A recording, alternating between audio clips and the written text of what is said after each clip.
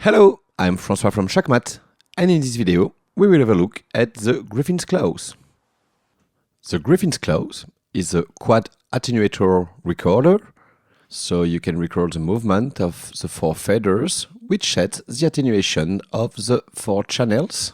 The Griffin's clause comes with different features such as normalization offset, linear or logarithmic response, cascade mixing.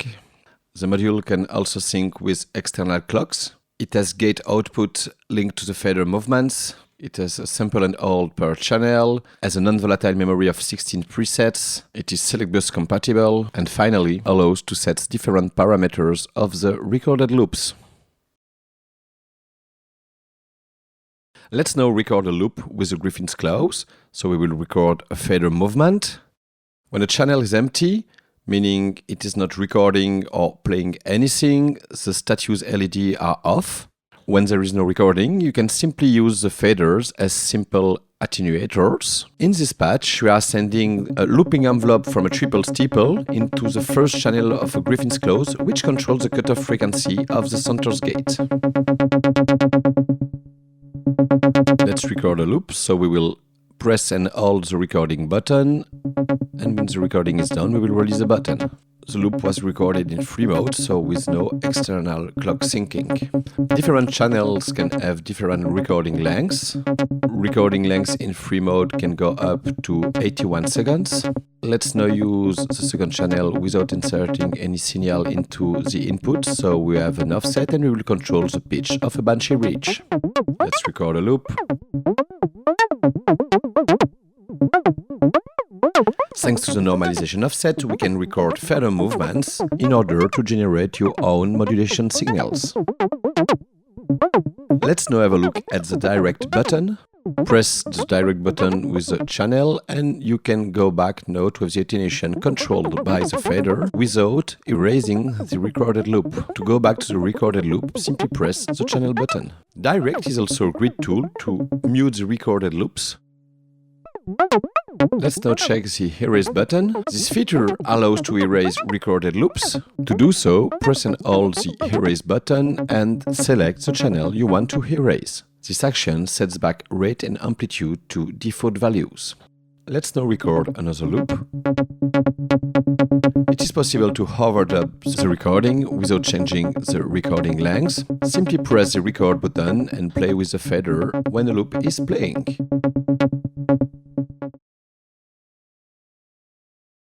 Until so far, we recorded loops based on the internal clock of the Griffin's clause. But it is possible to sync the recording length to an external clock. To do so, we will now have a look at the sync menu. To enter the sync menu, simply press function with the sync button. We will now use the faders to set the sync mode. We can set different sync modes per channel. When a fader is down, the LED is off and the channel is in free sync mode. When the fader is in its middle position and blinking, it is now in clocked sync mode. Let's now record a sync loop. So we have a very basic patch here with a clock upon, which is syncing the 4-bricks rook and the Griffin's clause. The 4-bricks rook is sending trigger patterns into a battering ram and the archer's rake. The first channel of the Griffin's clause is controlling the cutoff frequency of a center's gate, and we are sending a square wave from a Banshee reach into the center's gate. Let's now record a loop.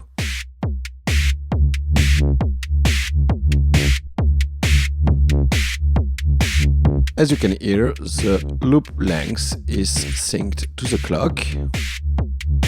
If we change the master clock rate, you can hear when the tempo goes down, the loop is played slower. And when the tempo goes up, the loop is played faster. The module only accepts straight clocks between 30 and 300 BPM.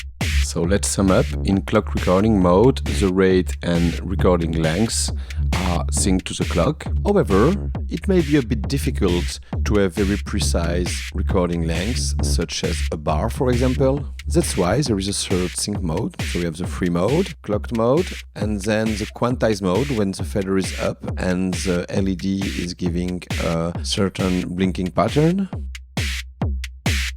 Thanks to this sync mode, the recording is quantized to classic musical durations. Now it's based on a 4/4 time signature, but you can change the time signature in the option menu.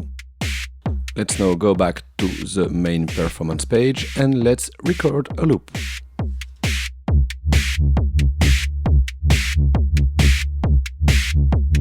As you saw, I did not put much effort into having a very precise recording length.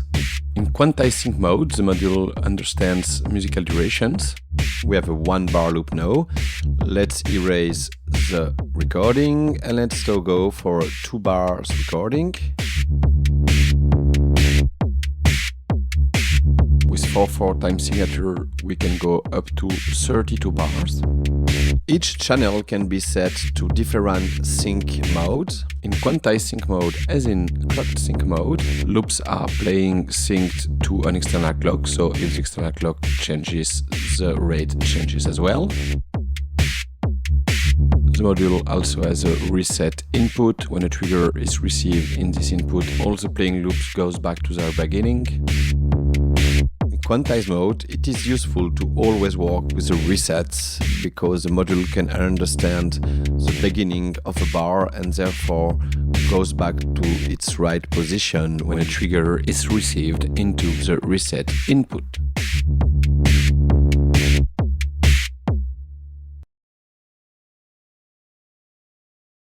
It is possible to change the rate of a recorded loop. In free mode, the change will be continuous, as in clocked and quantized modes, the rate parameter allows to multiply by 2 or divide by 2 the playing rate. Let's show first this feature in free mode. So we are in free mode. In this patch, we are controlling, thanks to the normalization offset, the pitch of a VCO, a banshee reach.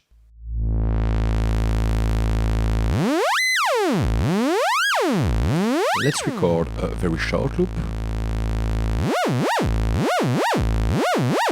Let's now go to the rate page. You can speed up the recording or slow it down. So it's like having 4 different modulation signals on attenuator and you can play with the rate. Let's now record a second loop, which is controlling the cutoff filter of the center's gate. Let's go back to the rate page and we can play with both rates from channel 1 and channel 2 independently.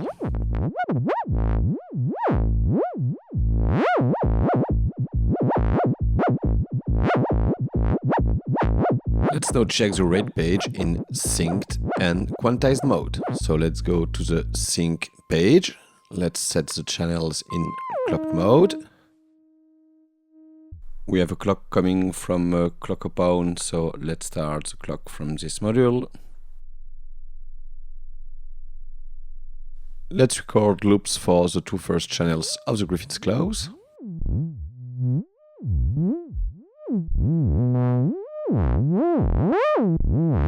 Let's now go to the rate page, and as you can see, the faders are blinking, with the blinking corresponding to the incoming clock. It is possible to divide the incoming clock by 2 or multiply it by 2.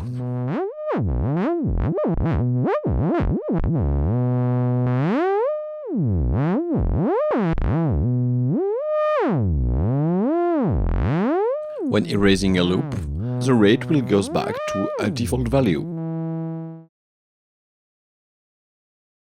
Let's now have a look at the amplitude page. This page allows to dynamically control the loop's amplitude independently per channel. We have a very simple patch here. We have the first channel of the Griffin's close sending an offset to the cutoff frequency of the center's gate. So let's record a loop in free mode. Let's now go to the amplitude page. And the first fader will act as an attenuator on the recorded loop. When erasing a recorded loop, the amplitude will goes back to its default value, the maximum value. Let's now talk about the offset page. In this page, you can set individually per channel the normalization offset. This will also set the fader response between logarithmic and linear. When a fader is set as its top position, you have a 10-volt offset. When placed at the mid position, you have a 5-volt offset. For 10 volt and 5 volt, the fader will have a linear response. Third and last option with fader down. Now you have a 0-volt offset and the fader has now a logarithmic response, which is great for audio applications and which allows to turn the Griffin's close into an automated 4 channels audio mixer. Let's now talk about the option menu. To enter the option menu, press Direct and Erase at the same time. The option LED is now on. The option menu refers to the gray labeling on the panel, like you have here. And you can set in the option menu 4 different things. First is simple and hold on the channel buttons. Simple and hold is controlled by the external clock for clocked and quantized sync mode, and on the internal clock for the free sync mode. Secondly, fader 1 and 4 allows to set the gate output mode. Fader 2 enable or disable the select bus. Disable, enable. Fader 3 sets the time signature for the quantized sync mode. 4/4 time signature, 5/4, 6/4, 7/4 and 9/4. Let's now speak about the different gate modes available for channel 1 and 4. You have the change mode and the end of cycle mode. Let's go first with the change mode when the fader is up and the LED is on. In this mode, when you move the fader, the gate output will generate a gate signal. The first gate output is sent to the input of an envelope generator, which is set as an attack sustain release envelope. So every time you move the fader, a high gate will be sent to the envelope, which will open a VCA. Also, thanks to the offset normalization, the channel is changing the pitch of a VCO.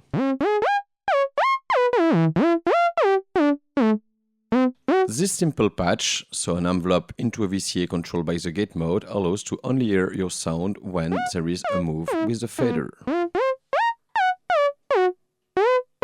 Let's now record a loop.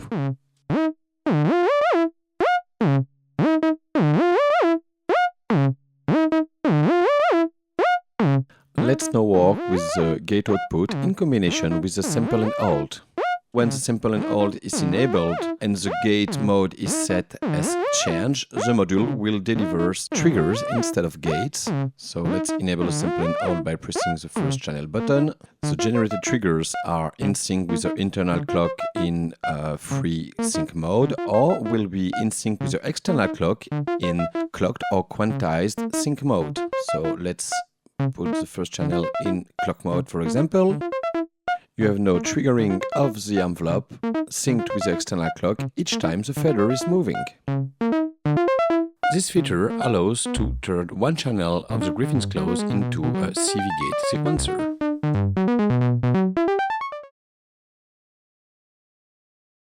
The Griffin's close has a non-volatile memory of 16 presets.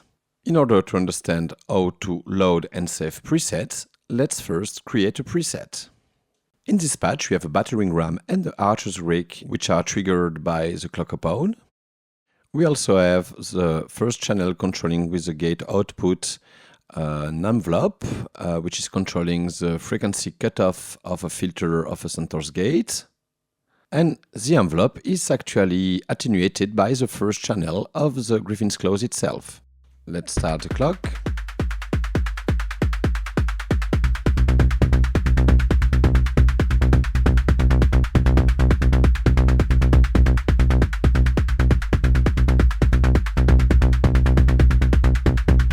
Let's record a loop.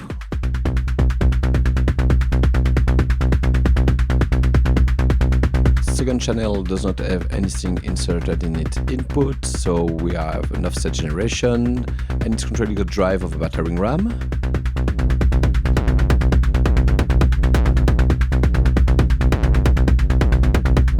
Third channel, also with the input normalization, is controlling the filter of the Archer's rig. The recording were done in quantized sync mode, so the recording length is a multiple of 4 bar. Let's now save this first preset. In order to do so, you have to press the function button along the save button. Use the fader to set a bank of presets and the button to set a preset inside a bank. So here we have the first fader on, so we're in bank number A, and we have preset 1, 2, 3, and 4. Here bank B we have preset 5, 6, 7, 8, 9, 10, 11, 12, and so on. If, for example, we want to save on preset number 6, it's bank number 2 and preset number 6. In order to confirm the save operation, press save again, and as you can see, the save LED will blink while the preset is saving. Let's now check how to load the preset now. Let's first erase all the loops, and we're gonna press function along the load button.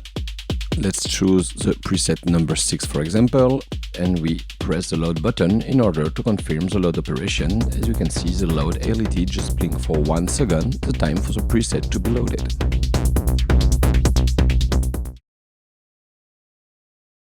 The Griffin's clause handles the select bus protocol, meaning presets can be loaded or saved thanks to select bus transmitters, such as, for example, the Harlequin's context. Do not forget to enable the select bus communication. To do so, go to the option menu and make sure the second fader is on, meaning the select bus reception is enabled. Also, make sure your select bus transmitter is in transmitter mode. Now, when we're gonna choose a scene on the Harlequin's context, we will load the corresponding preset on the Griffin's clause. So first preset for the first scene here. And we can, of course, select different presets. Second preset here, third preset. It is also possible to save a preset on the Griffin's clause while storing a scene on the Harlequin's context. So let's store scene number 3 on scene number 3. And as you can see, the Griffin's clause just launched a save operation. Let's now do a patch example with audio. As we explained in the introduction of this video, the outputs of the Griffin clause have a cascade mix, meaning we can mix the 4 signals by only using the force output. Let's configure the 4th channel of the Griffin clause with a 0 volt offset, meaning we have a logarithmic response of the faders. For this example, we set the 4 channels in quantized sync mode. We have 4 audio sources here. First one is the battering ram. Second one is the Archer's rig. Third one is a patch with 2 bunchy reach. It's a kind of FM patch. And the fourth one is a self-oscillating filter of a Santos gate controlled by a triple steeple. Let's first record a loop for the kick drum.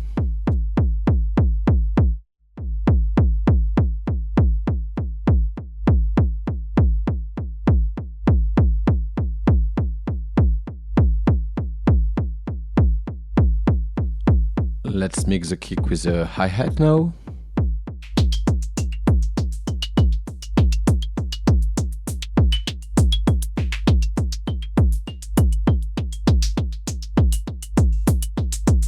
Let's go now to the 4th track with the Santos gate.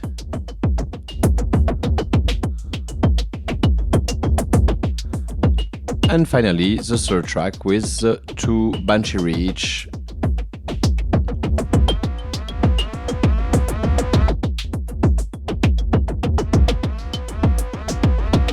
Let's now place the faders down. The Griffin's clause is still playing the recorded loops. Direct can be used to mute the audio tracks.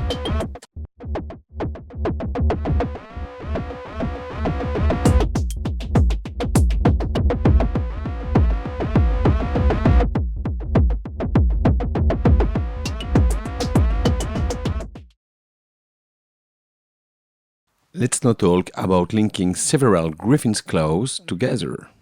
Linking Griffin's clause means the cascade mix is continuing, so the fourth channel of the first Griffin's clause is going to the first channel of the second Griffin's clause.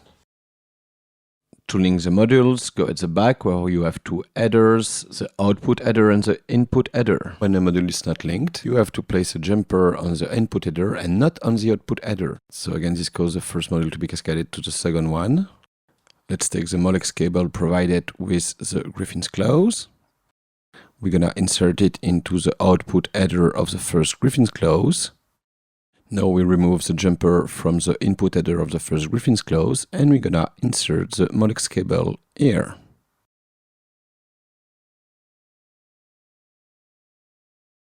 That's all for today, folks. Thanks a lot for watching and bye bye.